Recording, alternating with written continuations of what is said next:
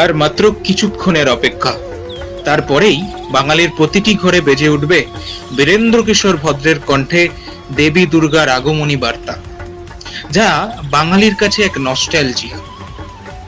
অনেকের মতে এই অনুষ্ঠান বেতারকে দিয়েছে নতুন পরিচিতি।